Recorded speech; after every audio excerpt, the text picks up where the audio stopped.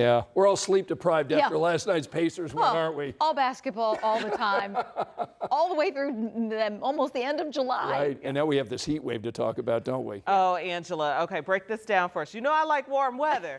It's hot. It's I'm hot. just going to say it is hot. Yeah, I had a viewer email me today and go, are you sure those advisories aren't starting until the weekend? Technically, no, but I'm with him. I thought it was hot and humid, and today was the coolest day we're going to have in quite a while. So if that tells you anything, we've got a heat wave brewing. Temperatures right now are in the 80s. We have 83 degrees in Noblesville, 81 Morse Reservoir, 85 in Carmel. We have a mix of sun and clouds all across central Indiana. Temperatures this evening will stay in the low to mid 80s through 7 o'clock, dropping slowly through the 70s.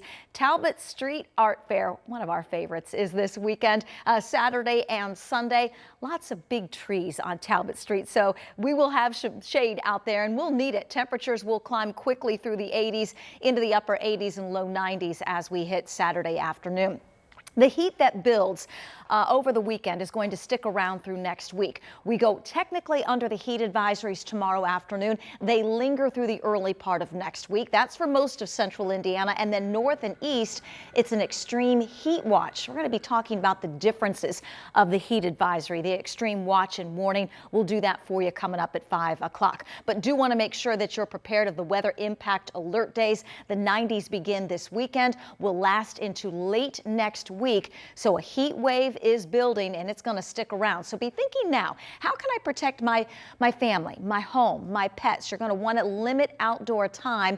Know the signs of heat stress. Seek the shade, drink plenty of water. We'll have more tips for you coming up in the full forecast. All right, Angela wants you to be informed and prepared. Thank you, Angela. As she said, the heat wave is coming as thousands in central Indiana are still without power after Wednesday night storm. So at last check, about 10,000 AES customers are still without electricity. We've got Ashton Hackman spending today talking to Hoosiers, still waiting for the power to come back on. He's in McCordsville right now. So Ashton, any word when the electricity will be turned back on for these people?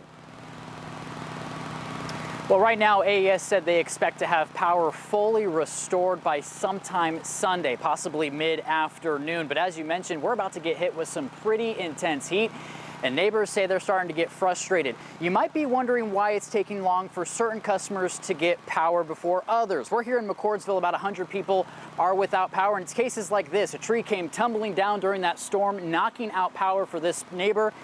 And that's caused some people around him to be without power as well. Now, we were in the east side of Indianapolis earlier today, a very similar situation. It was a case by case. Some neighbors had power, others didn't. We rolled through a neighborhood where about a dozen people still didn't have power while their neighbors already did.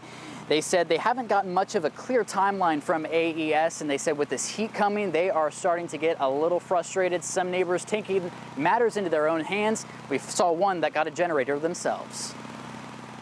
Kind of got to roll with the punches because, you know, at this point, what can you do besides try to save the food, save some money that you can, but we're spending extra money as well. So, you know, just having to deal with it.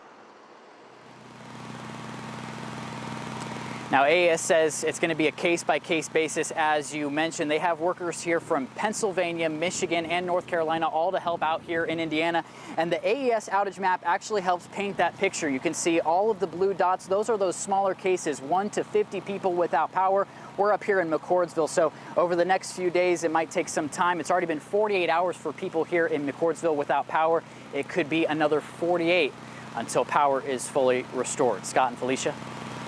Can't imagine going through a heat wave like we're going to see with temps, heat wave up over 100 degrees and not having air conditioner. Ashton, thanks so much.